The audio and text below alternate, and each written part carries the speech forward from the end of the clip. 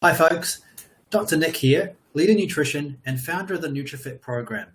And welcome to the short webinar in our Mastering Nutrition webinar series on snacking, a topic that no doubt you probably have frequent challenges with, perhaps even on a daily basis. And so the intention here is to just dive in and help you clarify what are some great snacking options and some of the key reasons why you want to snack, and to help you really stay on track with your nutrition. So the first thing is what does snacking help you do? There are three key areas here. And the first one is to regulate blood glucose and energy levels. So, if you leave eating for longer periods, you tend to have drops in energy. You might have that roller coaster of energy and thus productivity throughout the day. So we really want to stabilize our blood glucose, and having frequent feedings, certainly a mid-morning and maybe a mid-afternoon snack, can definitely help. Secondly, we want to increase our nutrient intake. And this is important for keeping, and nourishing ourselves. So every time that we eat is an opportunity to provide an abundance of nutrients and fiber and, of course, energy also. So if we have infrequent feedings, we really compromise our ability to obtain the nutrients we're after. And then finally, that it prevents overeating, which is a common problem. And those who who eat very infrequently, i.e. 3 or less meals a day, tend to find themselves in a state where they're really over hungry. And you might relate to this. They're perhaps in that feeding frenzy situation where you just want to grab anything. You want to even perhaps eat the cupboard door before you've got in there. And so this is a real issue for some. So ideally, eating every 3 hours is where we want to be. And if you want more information on that, check out my NutriFit 5 Eating Strategies webinar. And it's actually number 1 that we, eating regularly every day. So key requirements for snacking, there are 4 of them.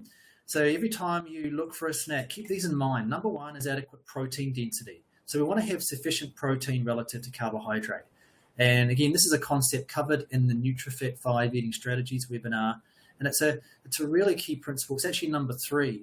And we want to look at perhaps even the label of this packaging to identify what the amount of protein is relative to carbohydrate. And we want that to be as high as possible, okay? In some situations, you might look at protein being a little lower than carbohydrate, like, for example, hummus or some other plant foods.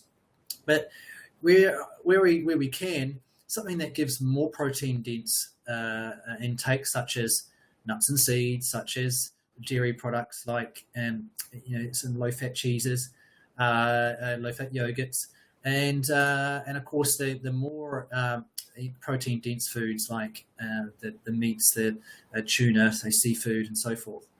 Then the second key aspect is high in fiber and micronutrients. So snacking is something that really needs to be ideally in line with what we do at our major meals as well. So if we're reaching for vegetables for breakfast, lunch, or dinner, we should also consider that for snacks.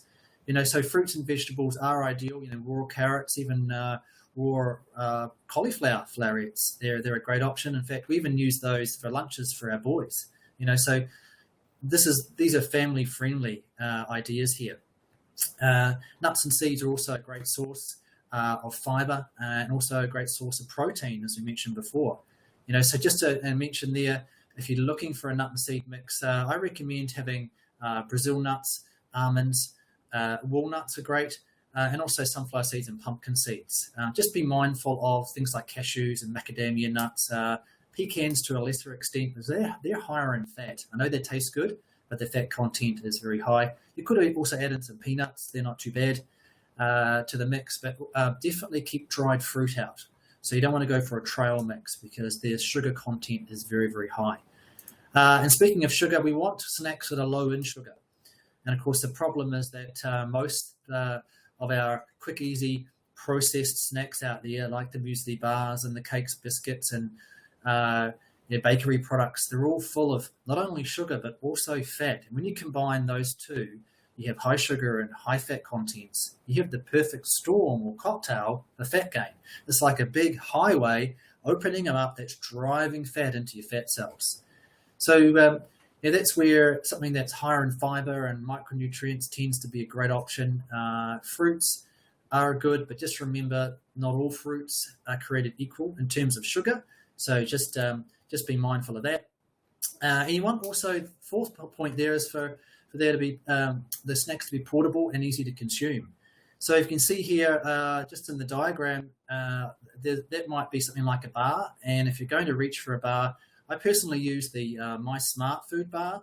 It's a great option. It's low in sugar, higher in protein and fiber, and its energy content's also very suitable. But just be mindful, a lot of other bars out there are full of higher fat, higher sugar content, certainly muesli bars, and even things like nut bars that are touted as being high protein. If you look closely at the label, they're actually full of sugar, and they're higher in fat, which again could be, eroding your ability to get that body fat reduction you're after. Now it's a busy slide, but just to give you an idea, there's lots of different snacks for what we call non-exercise periods. So non-exercise, if you're not sure on the two different types of eating days, that is non-exercise and exercise, check out the Fundamental Nutrition Principles webinar I've recorded. And we'll see here there's some things. I personally love the crackers with cheese and something like an apple or a low sugar fruit. It could be mandarin, could be kiwi fruit, for example. You can have some hummus there. We talked about cauliflower before, and some nuts and seeds. You can use tzatziki dip as also, so yogurt-based dip. You can just have Anchor yogurt. That's a great high-protein Greek yogurt.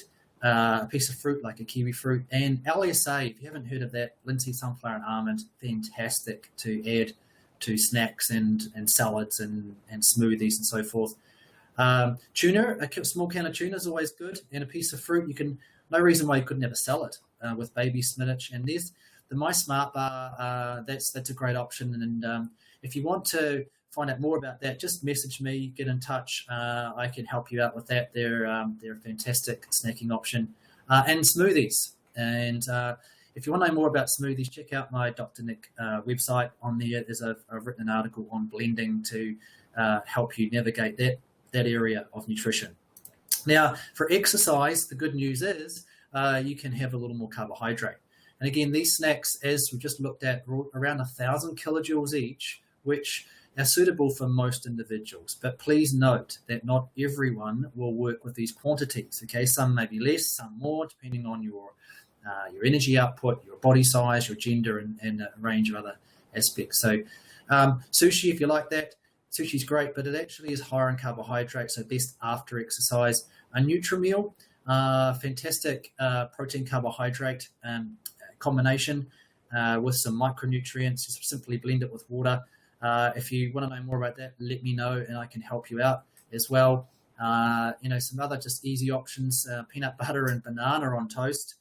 Some yogurt and LSA again with a banana. Bananas are best post-exercise because they're higher in sugar. A little bit of rolled oats. So, cereals are best post-exercise, and they can also be a snack. You can have a protein shake, and you can even have some fruit yogurt after exercise. The extra sugar is not so detrimental then. All right. So there you go, folks. That's just a quick overview for you on snacking. I hope that's useful. You got some benefit. If you want to know more, check out my website, drnick.co.nz. You can download some free ebooks there. You're ready to master your nutrition and should you supplement.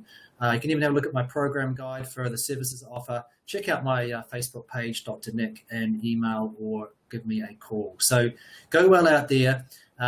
Keep working on your snacking and take action today towards mastering your nutrition. Cheers.